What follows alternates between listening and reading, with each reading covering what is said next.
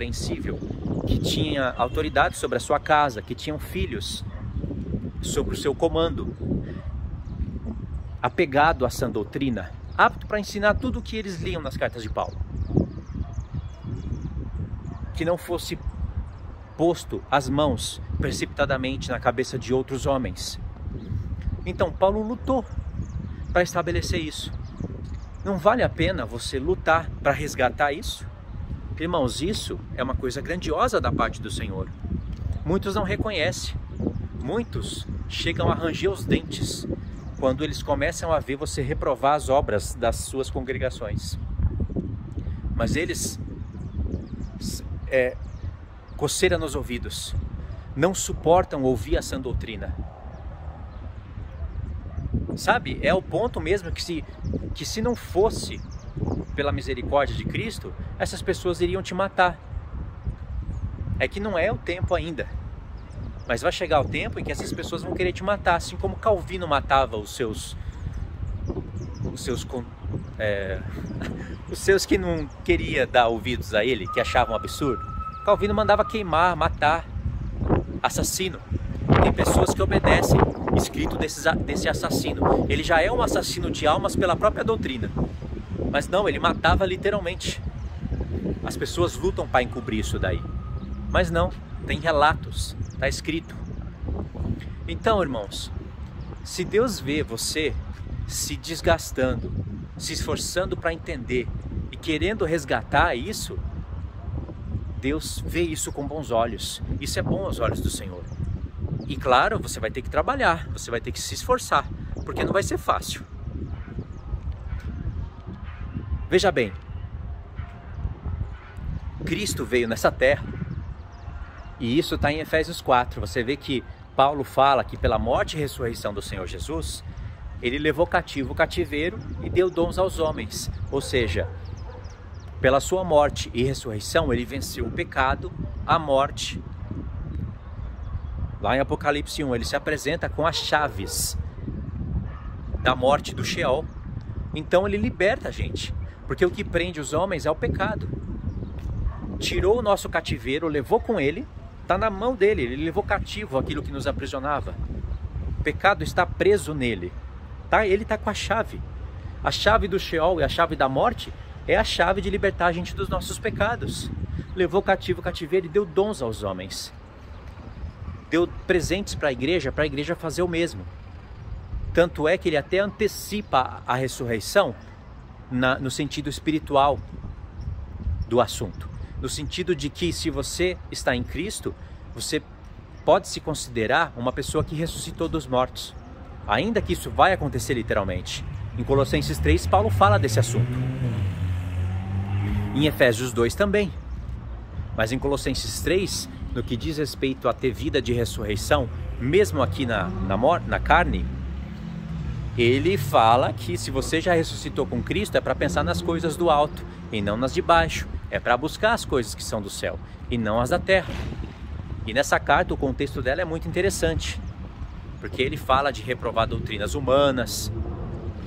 No capítulo 2, ele usa a mesma linguagem que ele usou em Efésios, que ele fala que um corpo está ali ajuntado, tá unido por juntas, por medulas. Ele usa essa linguagem em Colossenses 2, que bate com Efésios 4, quando ele fala que aqueles 5 dons que Deus deu para os homens são dons que os homens vão ter que trabalhar como num corpo, unido, cada um fazendo a sua justa parte. Assim como um corpo unido por juntas e medulas vai crescendo, vai se aperfeiçoando, até chegar à plenitude da estatura de varão perfeito. O que significa? Que Jesus veio e atacou o reino das trevas.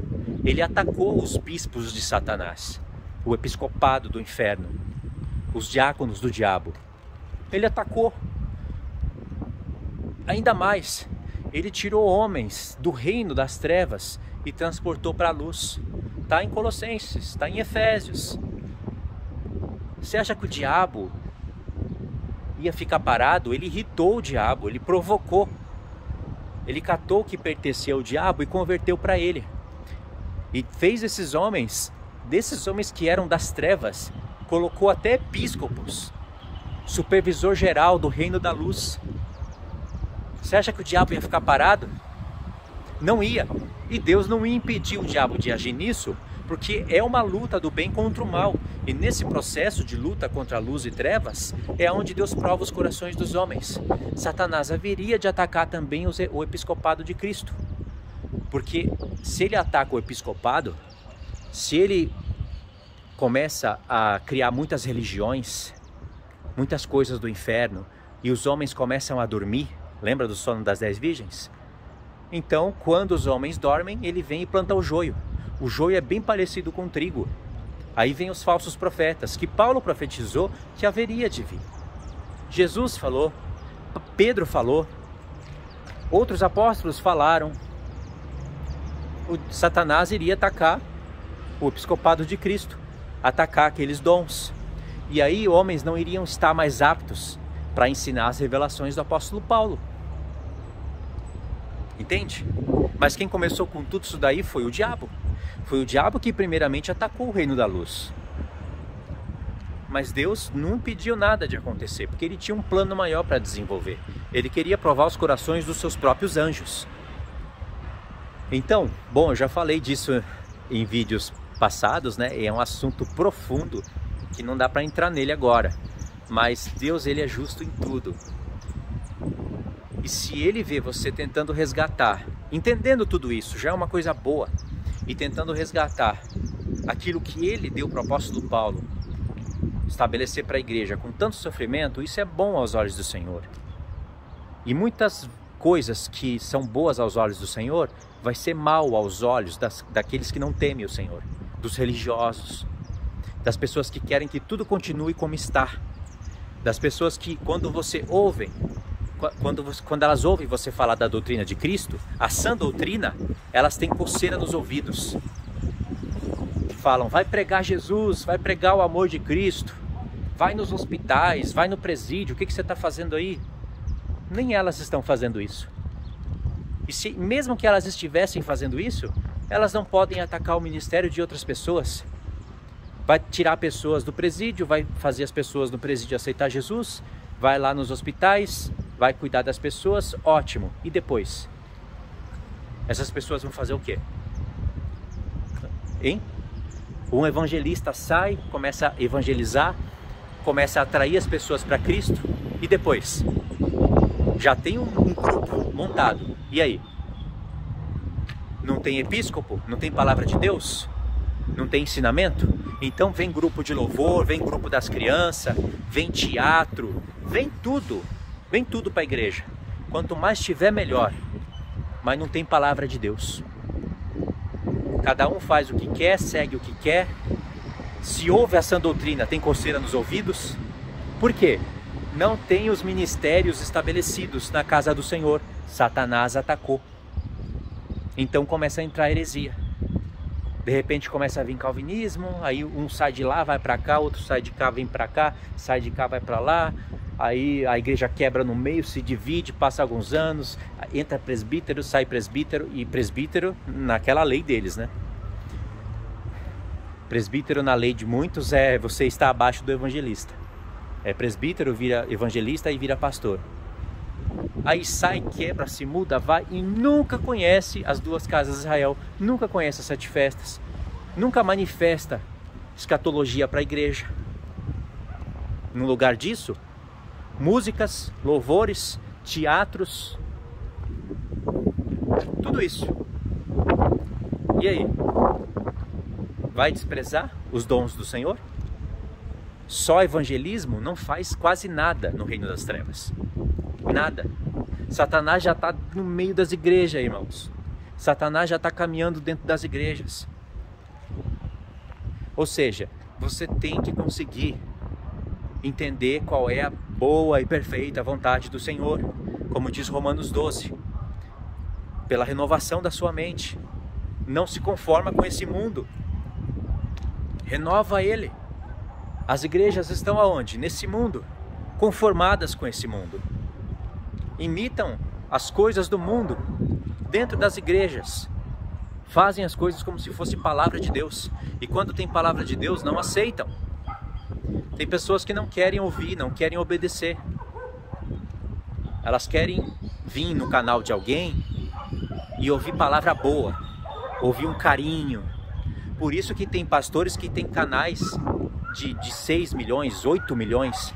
Antônio Júnior, pré-tribulacionista, só faz carinho na cabeça dos desobedientes e de pessoas que nunca querem aprender a sã doutrina. 8 milhões. O que vale um canal daquele ali para a santificação da vida cristã? Zero. Não vale nada. Por isso o vídeo bonitinho, organizadinho, não tem palavra de Deus. É sempre pessoas vivendo no lixo dos seus pecados, sendo confortadas. Você quer ver se aquilo ali é um pastor de verdade? Apresenta a sã doutrina para ele. Eu duvido.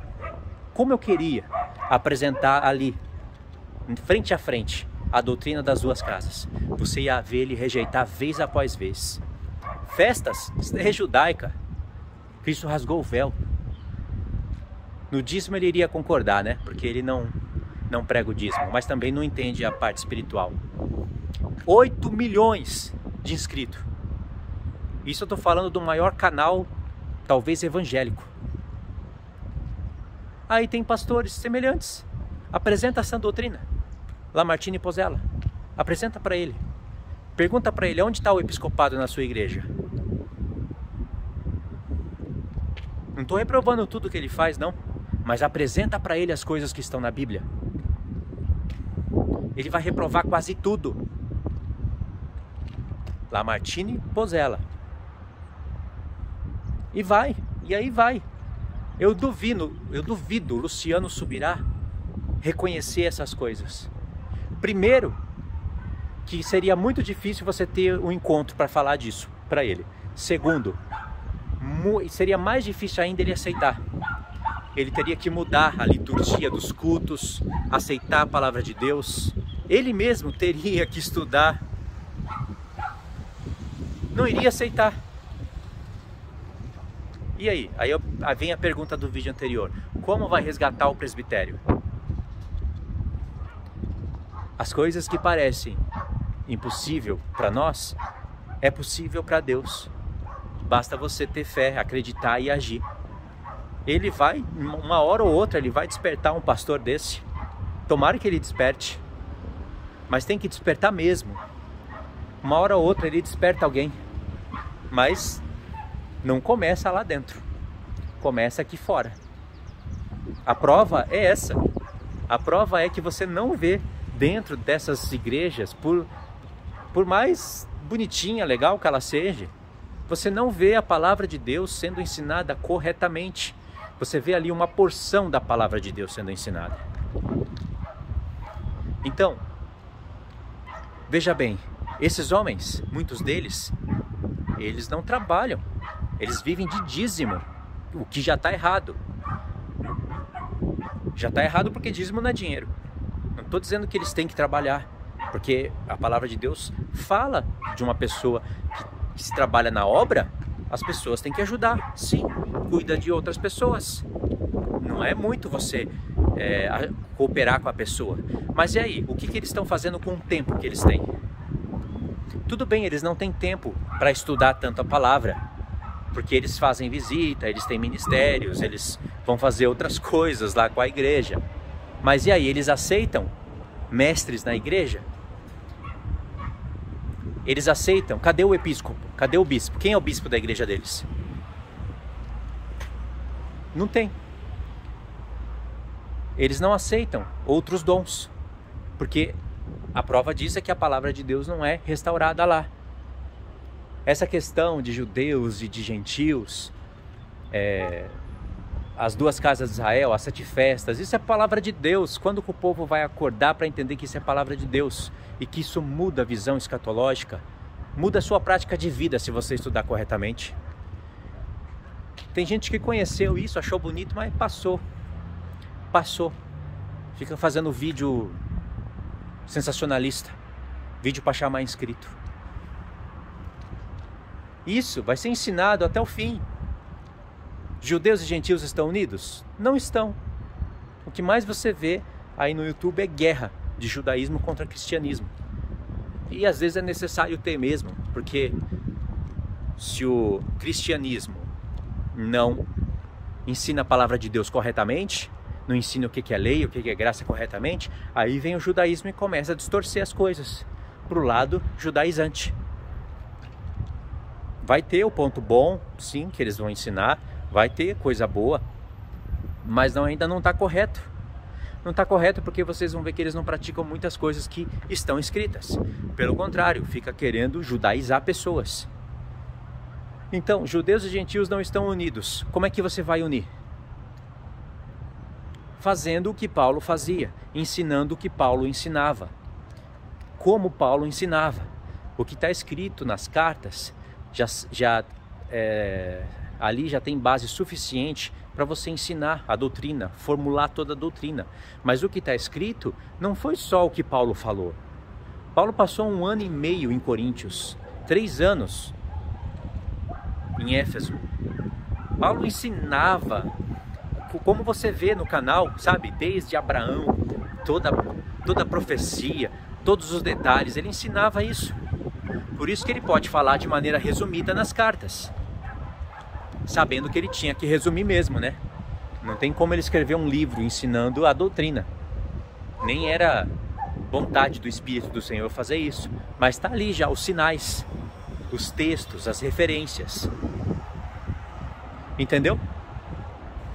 Ou seja, Satanás, o diabo, o sedutor do mundo inteiro, ele está atacando o episcopado de Cristo.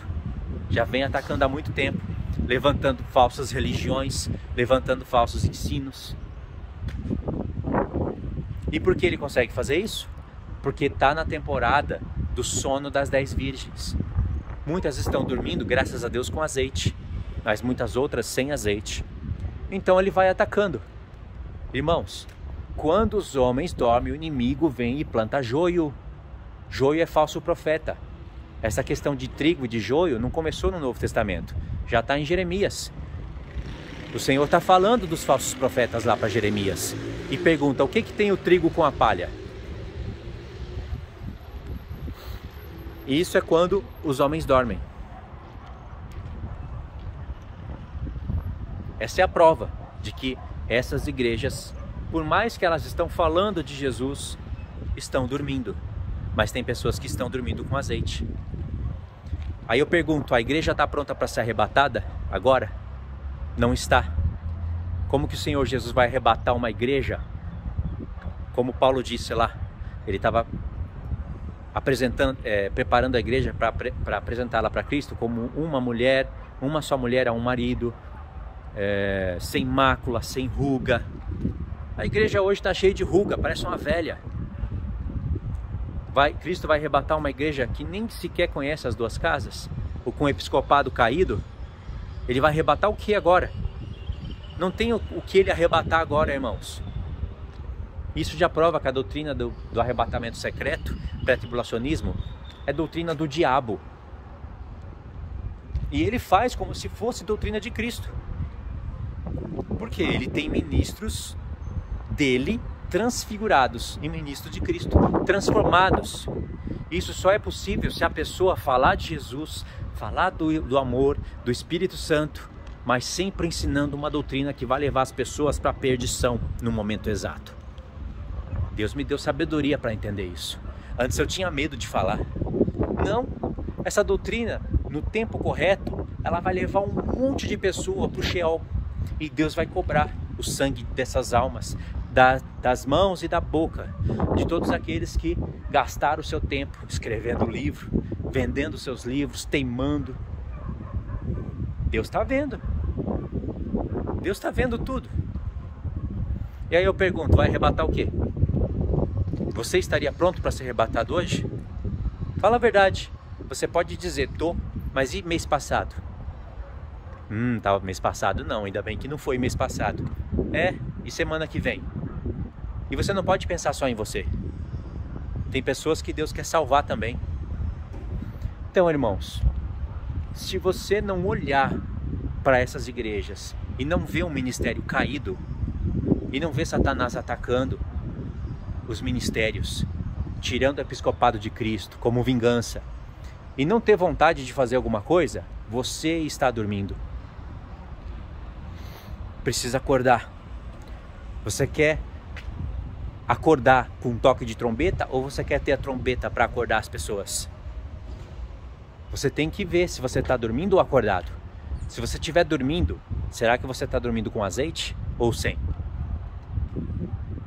Se for para eu dormir, ou se eu estiver dormindo, ainda achando que estou acordado, tomara que seja com azeite. E pelo conteúdo que o Senhor me deu, pela palavra que eu ensino, eu acredito que se eu estiver dormindo, é com azeite. Mas eu quero fazer parte dos que estão acordados e dos que vão tocar trombeta e falar: eis o noivo, saia ao encontro dele, e preparar o povo para a última semana. Entendeu? Não é tão difícil de ver as coisas. Mas é isso daí, irmãos. Muito obrigado então por ter assistido até aqui.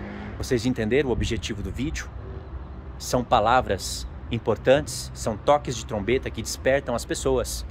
E tem que ser falado vez após vez, cada vez mais. Tá bom? Esse é o desejo do meu coração. Que as pessoas acordem de fato e olhem. Não se conforme com este mundo. Não se conforme com essas igrejas e com essas pessoas que se dizem ser pastores, que se dizem ser bispos. Não se conforma com isso. Antes, seja o exemplo. Vai, ensina. Não quer te ouvir? Vai para outro lugar. Mas não para de ensinar. Porque Deus vai movimentar as coisas. Ele vai fazer coisas que a gente acha que Ele não vai fazer. Eu não posso fazer mais do que eu estou fazendo agora. Não tem como. Mas uma hora ou outra Ele me tira daqui e me coloca para fazer coisas maiores.